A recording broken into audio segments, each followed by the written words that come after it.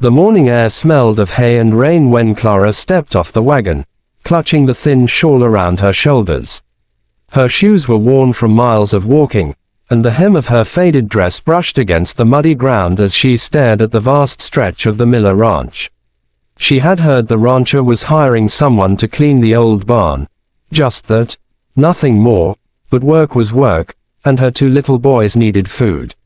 Her husband had been gone 2 years now, lost to a fever that came quick and cruel, leaving her with debts and silence. She whispered a small prayer under her breath, steadying her heart as she walked toward the large wooden house. The land was quiet except for the distant lowing of cattle and the rhythmic creak of a windmill turning against the pale blue sky. Inside the main house, Jack Miller looked up from his coffee. The ranch had been in his family for 3 generations, and since his wife's death, it had become more of a duty than a home. His twin children, Sam and Lily, were 6 years old, wild, bright, and far too quiet these days. He'd buried himself in work, fixing fences, counting cattle, pushing away the ache that came each night when he passed the empty chair by the fire. When Clara knocked on his door, he wasn't expecting anyone. He opened it and saw a woman, thin but proud, with eyes the color of storm clouds. Her hands were folded in front of her, trembling slightly. "Mr. Miller," she asked softly, "I heard you're needing someone for the barn." Jack studied her for a moment. There was a tired strength in her face that reminded him of storms, rough, but surviving. "You got experience with cleaning." "I've cleaned houses, washed floors, cooked where they'd let me. I can do whatever's needed," she said, her voice barely above a whisper. He nodded. "It's not fancy work. The barn's a mess. You'll start tomorrow if you're willing." "I can start today," she replied quickly. Jack hesitated, then nodded again. "Suit yourself. The pay's fair, and I'll have old Martha make you something to eat. You look like you could use it." Clara smiled faintly, gratitude flickering across her face. It had been a long time since someone spoke kindly to her. She followed him toward the barn, her steps sinking into the soft earth. The structure loomed large, weathered by years of wind and sun, and smelled of straw, horses, and the faint sweetness of hay. Inside, dust motes danced in the beams of sunlight streaming through the slats. She rolled up her sleeves and began to work. As the hours passed, her mind drifted between the past and present, the laughter of her husband as he lifted the boys in the air, the sickness that stole him away, the long nights spent praying for work. Every sweep of her broom felt like sweeping away a piece of grief, but it lingered, like the dust that refused to settle. Jack came by near sunset to check on her progress. She had already cleared half the stalls, stacked the hay neatly, and scrubbed the troughs until they shone. He was surprised. Few people worked that hard anymore. He leaned against the doorway, watching silently. When she finally noticed him, she flushed slightly and set the broom aside. "I hope it's to your liking," she said. He nodded. "You've done more in one day than most in a week." For the first time in months, a small smile touched his face. Clara smiled back, and in that moment, something gentle shifted in the heavy air between them. That night, after she was given a corner room in the workers' quarters, Clara lay awake listening to the soft chirping of crickets. She thought of her children, her twins, and how she'd left them with a neighbor until she could earn enough to bring them here. She whispered the names into the dark, promising she'd come for them. Soon, days turned into weeks. Clara's quiet efficiency and kindness soon spread through the ranch like a warm wind. The horses seemed calmer when she was around, and even old Martha, who had never liked newcomers, admitted the place felt cleaner, brighter. Jack noticed it too. Each morning, when he walked to the barn, he found her humming softly, her sleeves rolled up, a strand of hair escaping her bun. Something in her calm presence began to steady him. One afternoon, as a summer storm rolled in, Jack found himself caught in the barn with her. The rain drummed on the roof, filling the silence. Clara laughed suddenly, a soft, surprised sound. "It's been a long time since I've seen rain like this," she said. Jack glanced at her. We could use more of it. The land's been dry this season. She nodded, then looked away. Sometimes I think storms wash more than dust away. Maybe even a bit of the hurt. He didn't answer, but her words stayed with him long after the rain stopped. A week later, Clara brought her twins to the ranch. She had saved enough to rent a small room nearby, but the journey was too much for them that day, and she asked Jack if they could rest in the barn for a while.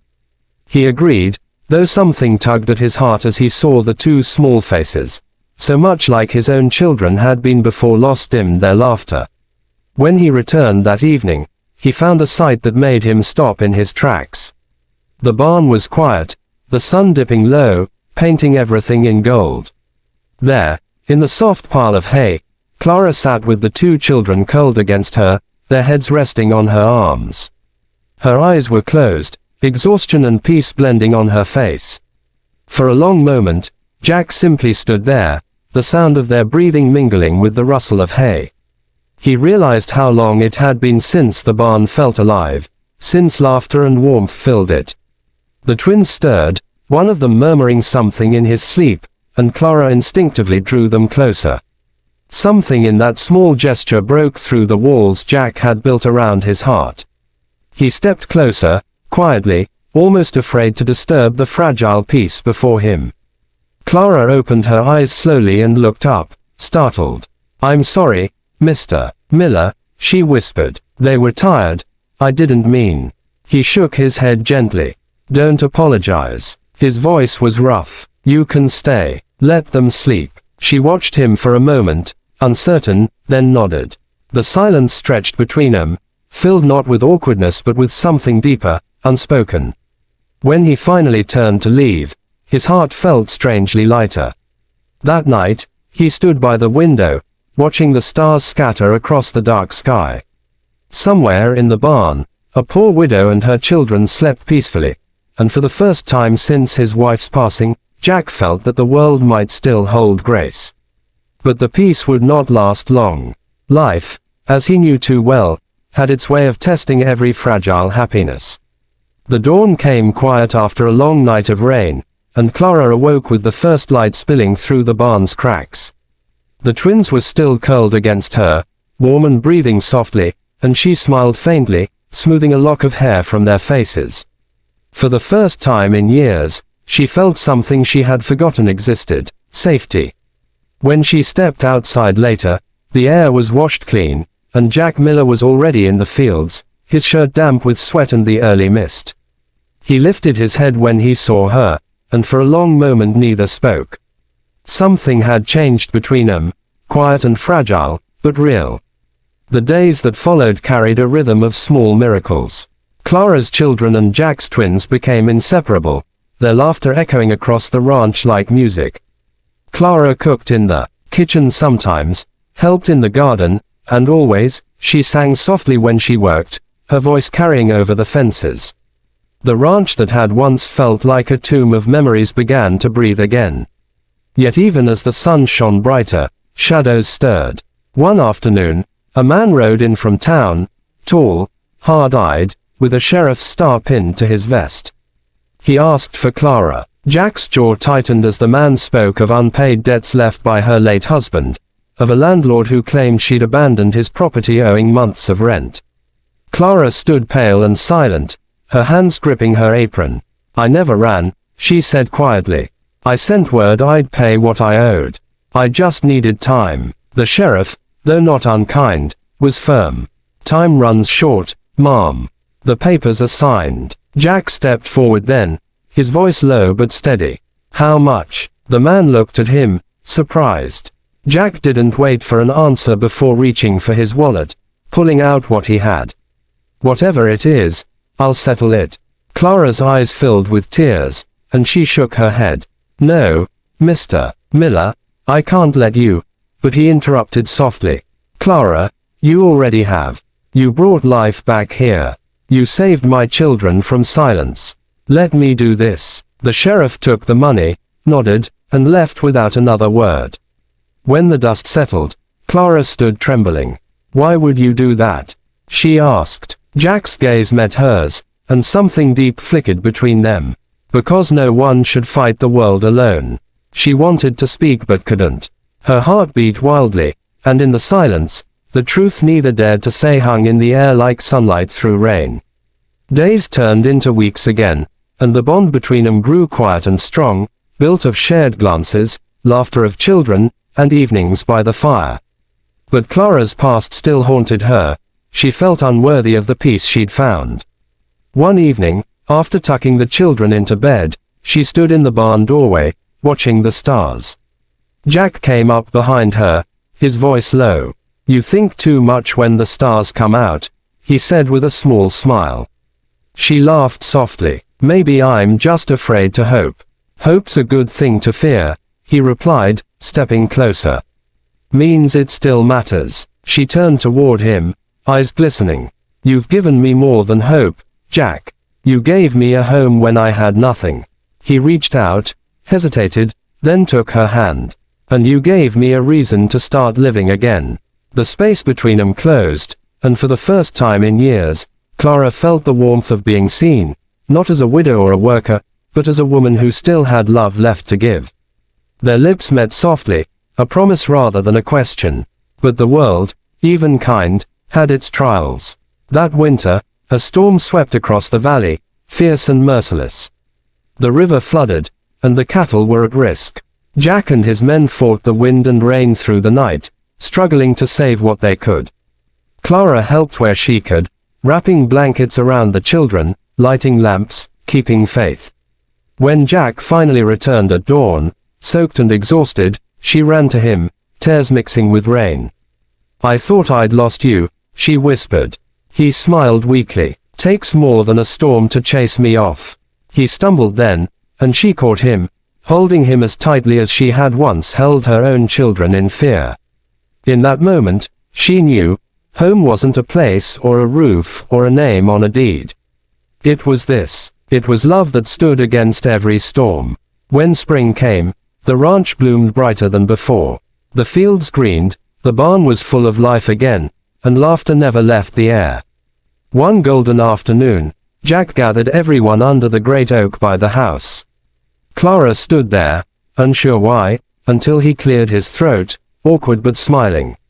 "This ranch was built by hands that never gave up," he said. "And I think it's time we make it a home again, properly." Then, in front of his children and hers, he turned to her and said softly, "Clara, would you stay? Not as help, not as a guest, but as family."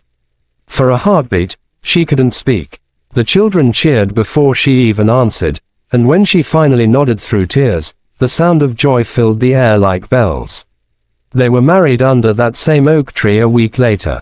The twins, 4 of them now, laughing and chasing each other, danced in the grass, the giggles carrying over the hills. The barn where it all began was cleaned and decorated with wildflowers, and Clara hung a small ribbon on the post where she'd once leaned in exhaustion. "To remember where Grace found me," she said quietly.